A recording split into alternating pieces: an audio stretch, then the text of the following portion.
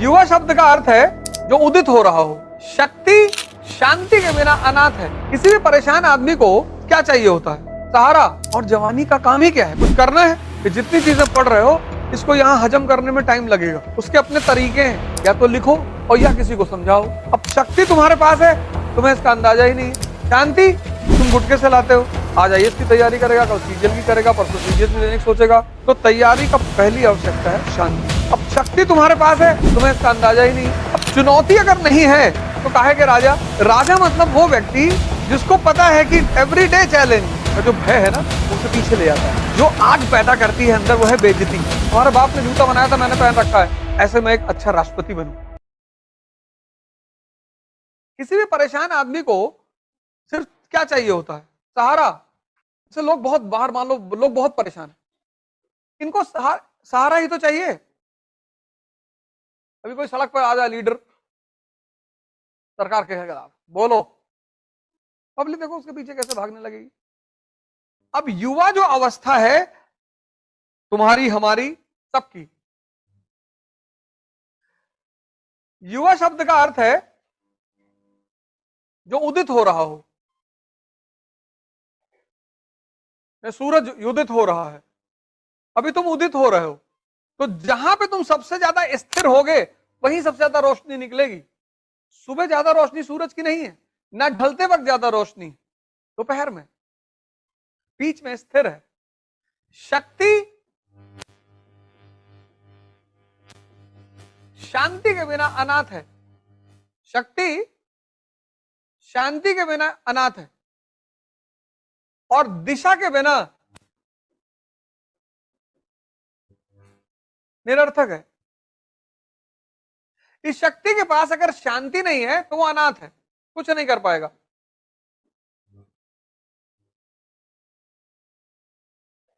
आज आईएएस की तैयारी करेगा, कल सीजीएल की करेगा, परसों सीडीएस भी देने की सोचेगा। और अगर शक्ति के पास दिशा नहीं है तो निरर्थक है, यूजलेस। क्योंकि करना तो उसे कुछ है, और जवानी का काम ही क्या है? कुछ करना है, लेकिन कुछ करने के लिए स्थिर होना पड़ेगा। क्योंकि तुम किसी भी फील्ड में जाओगे चुनौती बराबर रहेगी। तुम किसी भी चीज की तैयारी करो, कोई एक नौकरी बताओ जहां स्ट्रगल नहीं है। तो तैयारी का पहली आवश्यकता है शांति। जैसे आईएएस की तैयारी जो आदमी करने आए, वो 2 साल का प्लान बनाकर आए। यानी अक्टूबर में एडमिशन लिए, बोले हमको इसी बार निकालना है, तो तुम मई से तैयारी कर लो, मई से मई में तैयारी करके दे दो। इस 2 साल, इस तैयारी को 2 साल चाहिए, चाहिए ही चाहिए। पहला साल जब आप कोचिंग में पढ़ते हैं और चीजों को हजम करते हैं, सेव करते हैं यहां पे, क्योंककि वो सेव करना चुनौती है। ईस्ट इंडिया कंपनी और भारत के राज्य, तो ईस्ट इंडिया कंपनी 1765 में बंगाल पे कब्जा कर लेती है, इलाहाबाद की संधि। बक्सर तो 64 में, 65 में इलाहाबाद की संधि। तो इलाहाबाद की संधि के बाद उसका बंगाल पे कब्जा, उसके बाद वो कोई कांड नहीं करती। उसके बाद वो क्या करती है? बंगाल को कंसोलिडेट करती है, जो कब्जा किया है उसको कंसोलिडेट करती है, तब दूसरी जगह निगाह लगाती है वो। मराठा ये नहीं कर पाए, मराठा कब्जा किए, लूटे, निकले, इसलिए मराठा भारत में साम्राज्य नहीं बन पाए। हराए वो सबको, चौथ वो सबसे लिए, सरदेशमुखी वो सबसे लिए, लेकिन वो साम्राज्य नहीं बन पाए क्योंकि उन्होंने कंसोलिडेशन नहीं किया। और टाइम कंसोलिडेशन में लगता है कि जितनी चीजें पढ़ रहे हो इसको यहां हजम करने में टाइम लगेगा। उसके अपने तरीके हैं, या तो लिखो और या किसी को समझाओ। अभी मैं इस क्लास में कह दूं कि अमेरिकी क्रांति की कहानी सुनाओ मुझे, तो शायद ही कोई आदमी हो जो खड़ा होकर सुनाएगा। जितना मैंने पढ़ाया उसका एक लड़की को तैयार है, वो भी 20%। तो तुम अपनी हालत सोचो, तुम्हारी क्या हालत होगी। इसीलिए तो तुम कोचिंगों को, टीचरों को जिम्मेदार ठहराते हो, पढ़ाया ही नहीं। तुम हजम नहीं करना चाहते, अपने जगह पे तो तुम आम ही नहीं करना चाहते। सिर्फ एक लड़की ने कहानी सुनाई, वो भी 20%। बट बहुत अच्छा, तुम आज गीता लेके जाना, लाए हैं। तुम होमवर्क ही तो नहीं करते हो, अभी तो दिल्ली उल्ली की कोचिंग है, तुम लोगों से इतना पैसा लेके भगा देती हैं। तुम यहां से दिल्ली जाओगे, 2 लाख रुपए फीस दोगे, लेकिन तुम होमवर्क वहां भी नहीं करोगे। तो उनके भी पढ़ाने में कोई कमी नहीं होगी। तुम्हारे पार्ट पे तुम खत्म हो, जो तुम्हारा पार्ट है वहां तुम खत्म हो, क्योंकि तुम होमवर्क ही नहीं कर रहे हो। अब शक्ति तुम्हारे पास है, तुम्हें इसका अंदाजा ही नहीं है। शांति तुम गुटके से लाते हो, हल्का अनस्टेबल है, गुटखा फाड़े खा लिए। इन सब चीजों में कोई स्वाद थोड़ी है, ये तो निकोटीन है इसमें, तो ब्लड सर्कुलेशन को लो कर देती है, उससे थोड़ा शांति मिल जाती है, सुकून मिल जाता है। तो शक्ति का तुम्हें पता नहीं, शांति तुम बाहर से लाते हो और दिशा गई भाड़ में। यूट्यूब खोल लिए, किसी ने बता दिया ये किताब पढ़ लो, वही पढ़े जा रहे हो। किसी ने कहा सर नीचे करके पैर ऊपर करके न्यूज़पेपर पढ़ना चाहिए, वैसे ही किए जा रहे हो। सबसे कम किताबें पढ़नी है इस तैयारी में, किसी भी तैयारी में, किसी में नहीं। अब चुनौती अगर नहीं है तो काहे के राजा? राजा मतलब वो व्यक्ति जिसको पता है कि एवरीडे चैलेंज, और चपरासी मतलब वो व्यक्ति जो अपने जीवन में चुनौती चाहता ही नहीं। कहता भैया हमको शांति चाहिए, भैया हम शांति जिंदगी बिताएंगे, भैया हमें किसी लड़ना नहीं, भैया झगड़ना नहीं है। और आज का जमाना तो और खतरनाक है, सोशल मीडिया। तुम एक वीडियो बना के डाले, थोड़ा सा तुम्हारा नाम होने लगा, हमला शुरू हो गया चारों तरफ से, ये बोल दिया, अडवाणी जी को बोल दिया पुजारी बना दो। इंसान का जो भय है ना, वो उसे पीछे ले जाता है। तुम कभी मोती झील वाले पार्क में घूमो तो वहां जो पत्थरों पे लाइनें लिखी उनको पढ़ना कायदे से, अरबों अरबों रुपए की लाइन है, वो सब विवेकानंद के स्टेटमेंट्स हैं। वो विवेकानंद पार्क ही है, वो सारे स्टेटमेंट विवेकानंद के हैं। मैं उस प्रभु की सेवा करता हूं जिसे अज्ञानी लोग मनुष्य कहते हैं। तुम भगवान हो सब, तुम अपने आप को लल्लन मान बैठे हो कि भैया हम तो लल्लन है। इमेंस पोटेंशियल जो आग पैदा करती है अंदर, वो है बेइज्जती। अब जब तुम्हारी बेइज्जती ही नहीं होगी, सीनेटर ने कहा कि मोची के लगे हो तुम, तुम्हारे बाप ने जूता बनाया था, मैंने पहन रखा है, और बहुत अच्छा जूता बनाया था।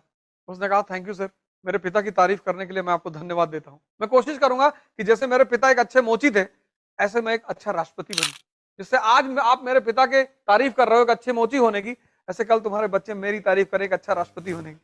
पूरा सीनेट खड़े। जानते हैं पाकिस्तान का सारा पानी कश्मीर से निकलता है, तो जब भी हमारे पर मुसीबत आएगी हमें सपोर्ट कौन करेगा? पाकिस्तान। और अगर पाकिस्तान नहीं भी करेगा तो ओपेक कंट्रीज करेंगी, ऑयल प्रोड्यूसिंग कंट्रीज करेंगी, इस्लाम के नाम पे, इस्लामिक भाईचारा, इस्लामिक ब्रदरहुड।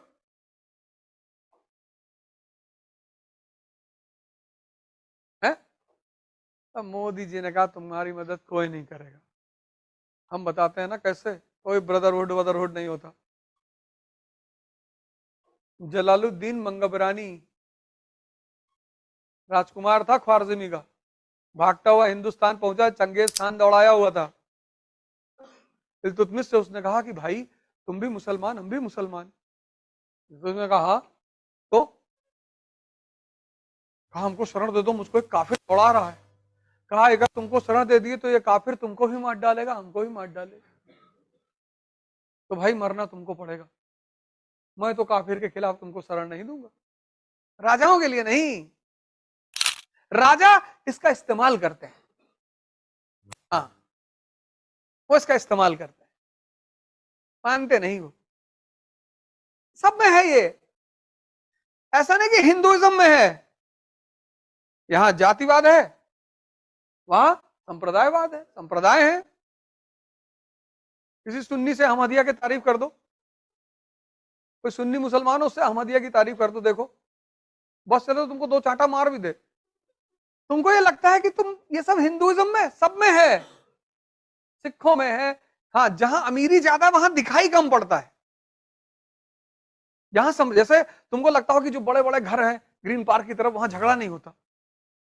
झोपड़पट्टी में तुम्हें डेली झगड़ा दिखाई पड़ता है कि आदमी ने औरत का बाल पकड़ रखा है, लड़का कुकर लिए खड़ा है, तो तुम्हें लगता है कि यार गरीबी में झगड़ा बहुत होता है। अमीरी में भी होता है, लेकिन अमीरी में क्या होता है कि माता जी लंदन में, पापा न्यूजीलैंड में, लड़का अमेरिका में, जब घर में कोई है ही नहीं तो झगड़ा कहां से होगा। अमीरी जो है वो झगड़े को छिपा लेती। इसलिए किसी को तुम अपना दोस्त मत मानना। अगर सुग्रीव की बीवी नहीं फंसी होती तो राम का साथ वो कभी नहीं देते। इसलिए भगवान राम को जितना प्यार हनुमान जी से है, क्योंकि हनुमान जी को कोई मतलब नहीं है राम जी से, कोई इंटरेस्ट नहीं है। हनुमान जी का क्या फंसा हुआ? कुछ भी नहीं, ना उन्हें राज्य चाहिए, ना उनकी पत्नी है, वो है प्रेम। तो भगवान राम ने अपने को ही दे दिया हनुमान को।